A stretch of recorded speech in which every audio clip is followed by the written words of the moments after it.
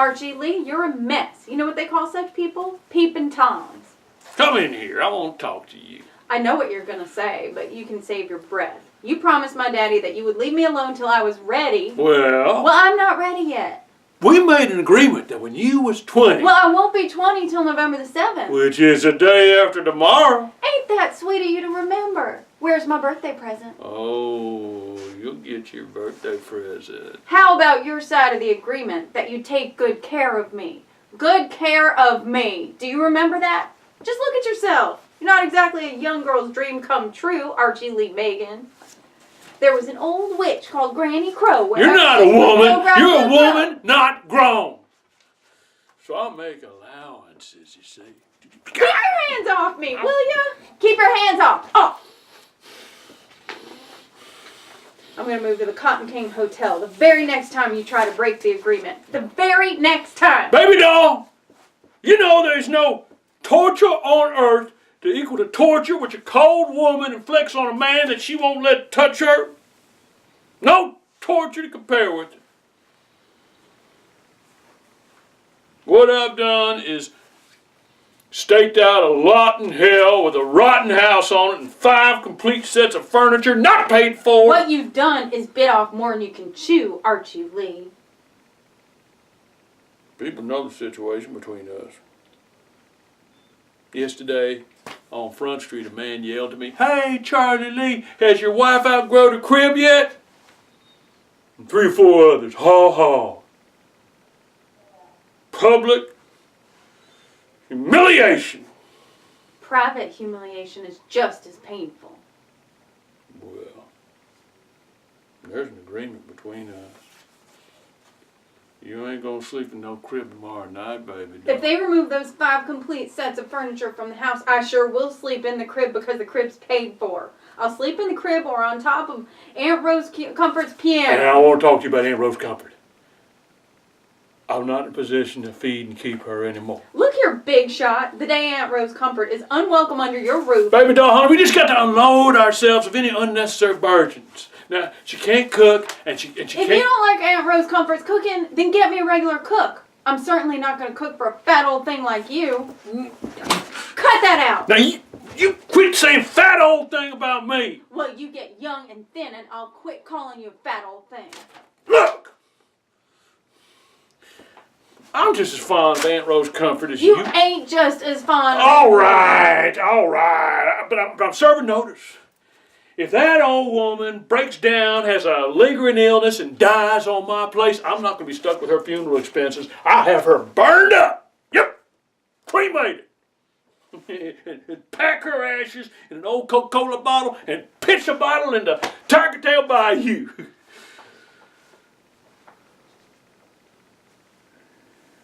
You going to town like that? For a woman of your modest nature, that walks like a hen if her husband dies, put a hand on her. You sure do seem to be advertising your... My figure has filled out a little since I bought my trousseau and paid for it myself with my daddy's insurance money. I got 2 choices. Wear clothes skin tight or go naked. Now, which do you want me to do? What about the furniture? Well, what again? My daddy would turn in his grave if he knew. He'd turn in his grave. Baby doll, if your daddy turned in his grave as often you say he turned in his grave, that old man would plow up the graveyard. Archie Lee, some man's coming with 27 wagon loads of cotton.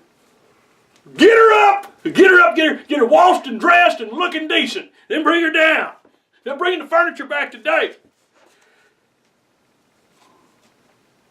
Don't say a word. Little Bird already told me that you'd be bringing 27 wagons full of cotton straight to my door. And I want you to know that you're a very lucky fella. How come? Well, I mean that I'm in a position to hold back other orders and give you a priority. Well, come on over and have some coffee. What's your price? You already know my price. It hasn't changed. Like you take shirts to a laundry. You take them on Friday and you want them Saturday. That's special. You got to pay special. How about your equipment? Hasn't changed either. A1 always was. You ought to remember. I remember you needed a new saw cylinder. You got one? Can't find one on the market to equal the old one yet. Come on over and have a cup of coffee. We're all ready for you. I guess when you saw my gin burning down last night, you must have suspected that you might get a good deal of business thrown your way in the morning. You want to know something? I'm always glad to know something when there's something to know. I never seen that fire of yours last night. Come on over to the house and have some coffee. Yes, sir. I never seen that fire of yours last night. We hit the sack right after supper and didn't know till breakfast time this morning that your cotton gin had burned down. Yes, sir. It's providential. That's the word for it. Baby doll. It's downright providential. Baby doll. Come on out here, baby doll. Baby doll. I want you to meet Mr. Vaccaro. Oh, hello. Has something gone wrong, Archie Lee? What do you mean, baby doll? I just thought that maybe something... What is your first name, Vaccaro? Silva. How do you spell it? S-I-L-V-A. That name sounds foreign. It is, Miss Megan. I'm known as the WAP that runs the syndicate plantation. Now don't call yourselves names. Let other folks call you names. Well, you sure are a lucky fella. Silver, gold, or nickel plated, you sure are lucky that I'm in a position that I can take a job of this size right now. I mean some cancellations, but you're my closest neighbor. I believe in a good neighbor policy.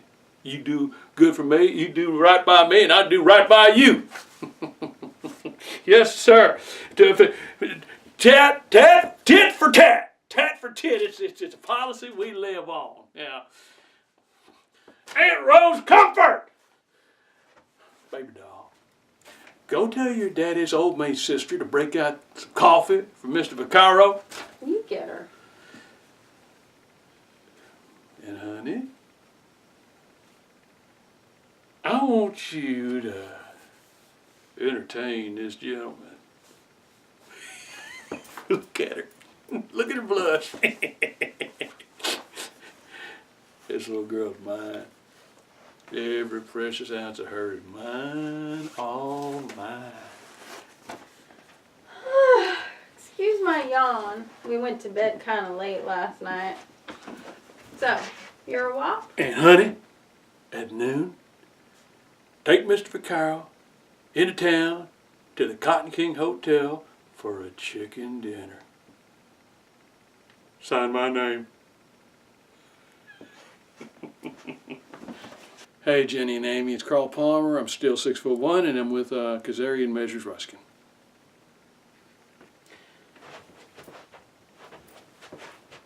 And Jenny, I just did Airline Highway. I wore a fat suit for that, so I can do a fat suit.